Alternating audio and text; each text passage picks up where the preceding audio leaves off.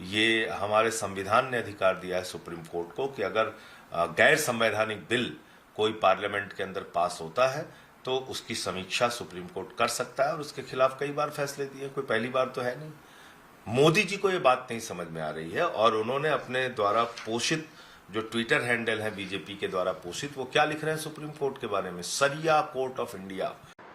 जब लोकतंत्र खत्म होने लगे, जब लोकतंत्र को खत्म करने का प्रयास किया जाने लगे, तो स्वाभाविक तौर पे संविधान इस बात की इजाजत देता है कि न्यायालय उस पर अपना निर्णय दे सके और संविधान के धाराओं के अनुच्छेद के तहत न्यायालय अपना निर्णय सुनाती है। न्यायालय कोई अहंकार में केंद्र की सरकार की तरह अपने बहुमत के आधार पर कोई बिल पारित नहीं करती है। My worries were at a very highest level.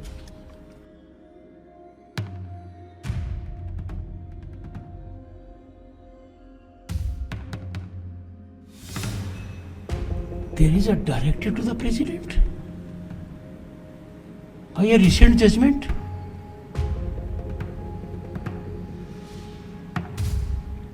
Where are we heading? What is happening in the country? We have to be extremely sensitive. It is not a question of someone filing a review or not. We never bargained for democracy for this day. President being called upon to decide in a time-bound manner. Court की तस्वीरें बिगाड़कर उनके Twitter handle, समर्थक Twitter handle प्रचारित कर रहे हैं। ये आप देखिए, ये सुप्रीम कोर्ट की दशा कर रखी है इन्होंने। तो अगर आप इस बात को नहीं समझ रहे, और मैं तो कहना चाहता हूं, इस देश के हिंदू हों, सिख हों, ईसाई हों, जैन हों, बौद्ध हों, सबका नंबर आएगा भाई। ये जमीनों को कब्जा करके अपने दोस्तों को देना चाहते हैं। कह रहे हैं वक्फ की जमीनों में भ्रष्टाचार है। अरे भैया, तुमने तो भ्रष्टाचार के खिलाफ कार्रवाई करने के जो कानून थे वो तो कमजोर कर दिए वक्फ में। पहले 3 साल की सजा थी, गैर जमानती थी धारा, अब उसको जमानती कर दिया, सजा को घटा के 2 साल की कर दिया। इसका मतलब अगर मोदी जी के दोस्त जमीनों को अवैध कब्जा करेंगे तो अब उन पे कार्रवाई नहीं होगी। देखिए, देश के संविधान ने जो राष्ट्रपति हैं, राज्यपाल हैं, केंद्र और राज्य सरकारों के संबंधों को लेकर, उनके अधिकार क्षेत्रों को लेकर व्याख्या की गई है। समाजवादी पार्टी समझती है कि किसी राज्य को काम करने के लिए, कामकाज राज्य को चलाए रखने के लिए कुछ बिल होते हैं जो राज्यपाल के पास भेजे जाते हैं, लेकिन अगर वो उन बिलों को बहुत समय तक लटकाए रहा जाएगा तो उससे उस राज्य का अहित होता है। इसलिए समाजवादी पार्टी समझती कि जो देश की सबसे बड़ी अदालत का फैसला है समय सीमा बांधने को, उसको लेके किसी को कोई ऐतराज नहीं होना चाहिए। और जब आप अहंकार में बिल पारित करोगे, अपने बहुमत के घमंड में बिल, किसी भी चीज का बिल पारित करोगे जो देश की धार्मिक भावनाओं के साथ खिलवाड़ हो, तो कहीं न कहीं न्यायालय को भी हस्तक्षेप करना पड़ता है।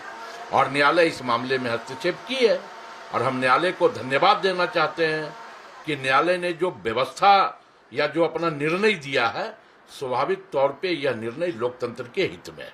तो मोदी जी अपने दोस्तों को जमीन देने के लिए ये बिल लेके आए हैं और इसी तरह का बिल मंदिरों के खिलाफ लाएंगे, जैनों के खिलाफ लाएंगे, बौद्धों के खिलाफ लाएंगे, सिखों के खिलाफ लाएंगे, ईसाइयों के खिलाफ लाएंगे। ये धर्म के नाम पे धंधा करने वाले लोग हैं। इन्होंने भारत की सेना की जमीन अयोध्या में उठा के अपने दोस्त अडानी और चंद मित्रों को दे दिया। इन्होंने काशी में मंदिर 300 तुड़वा के अपने व्यापारी दोस्तों को वहां की जमीन दे दी। ये धर्म के नाम पे धंधा करने वाले लोग हैं, इनसे देश को सावधान हो जाना चाहिए। और जो समझदार लोग हैं, इसी के कारण पार्लियामेंट में 232 में सिर्फ 24 मुसलमानों ने इस वक्फ बिल के खिलाफ वोट दिया है। बाकी सब तो हिंदू थे, सिख थे, ईसाई थे। 98 वोट राज्यसभा में इस बिल के खिलाफ पड़े, जिसमें 2-4 मुसलमान थे, बाकी सब हिंदू थे, सिख थे, ईसाई थे। जो लोग लड़ रहे हैं इस मामले को सुप्रीम कोर्ट में, वो ज्यादातर हिंदू हैं।